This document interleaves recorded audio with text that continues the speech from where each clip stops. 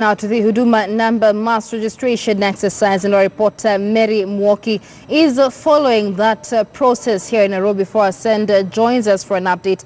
Mwoki, it is just a few hours to the deadline for the mass registration exercise. How's the situation looking in Nairobi? Well, we've conducted a few spot checks across town and the situation is dire, if we could call it. So Kenyans typically, in our Kenyan fashion, have come out at the last minute to register. Now, I'm here at the General Post Office, popularly known as GPO, where we have Kenyans lined up, and I've spoken to a few of them who are saying they've been here since 4 a.m., as early as 4 a.m., and they've not yet been served. So I'm going to speak to a couple of them and just get their sentiments on the whole thing and their experience. Good morning. Good morning. Unaitwa nani? Oliver Nyango. Ulifika hapa saa ngapi? I arrived here at 4 a.m. Yeah.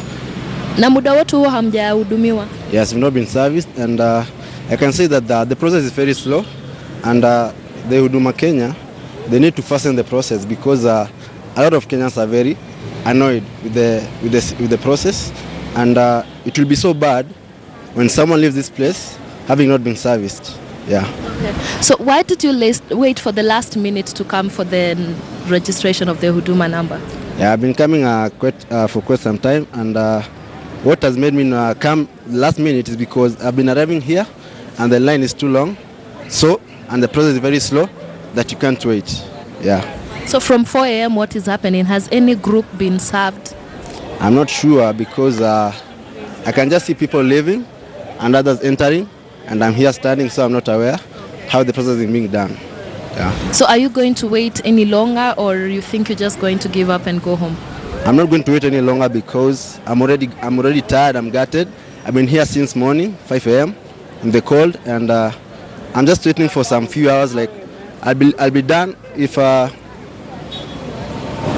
12 p.m. if I'll not be serviced, I'll leave this place. Yeah.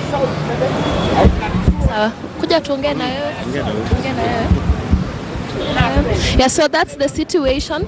Okay. You want to talk? Just come to tell us your experience. Habari yako? Salama sana. Tuambie majina yako? Naitwa Francis Rombosa. Umetoka wapi? Nimetoka Embakasi. Yeah. Ulifika saa ngapi huku? Nilifika hapa ilikuwa around 5, no, ilikuwa 5. Around 5:20. Nilikuwa nimeshafika hapa. Yeah.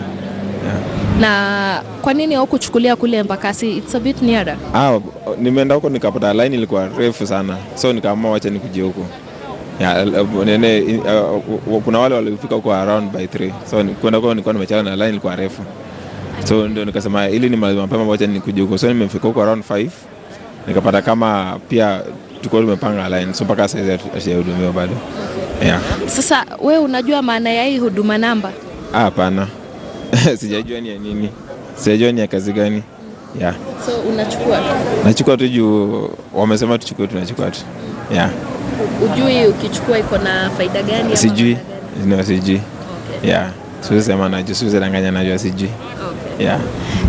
Yeah, so we've spoken to a few people like you've had, and the sentiment is that they've been here for quite long, for over 6 hours for some of them, those who came here at around 4 a.m. and they've not been served yet. It seems the queue is so long and it's not even moving. So I could see some of the crowd is just getting agitated, and most of them are saying that if they're going to give it another hour or so, and if the line doesn't move, then they're just going to abandon the whole process and just go away. And one thing that comes out clearly is that Kenyans are just sort of just obeying the directive, if I may call it that, to just get the Huduma number. But most of them do not know why they are getting this number. Most of them do not know how it is going to help them, since civic education was not given a thought in the whole process.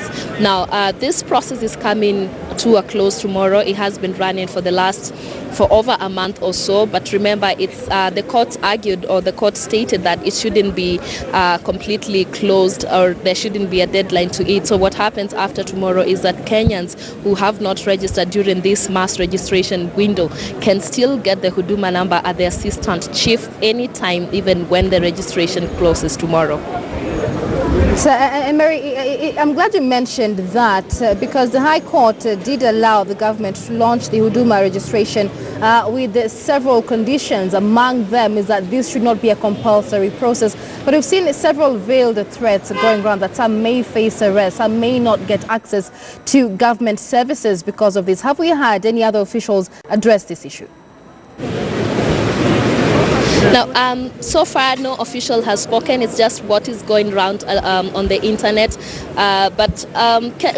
People are just saying, let's just go get it because the government is saying it. But the threats that are so veiled and thinly veiled, you may call it that, is that maybe you will not be able to get services faster if you do not have a Huduma number. This notwithstanding the fact that the court said it shouldn't be compulsory for any Kenyan, and no Kenyan should be denied any service just because they do not have the Huduma number.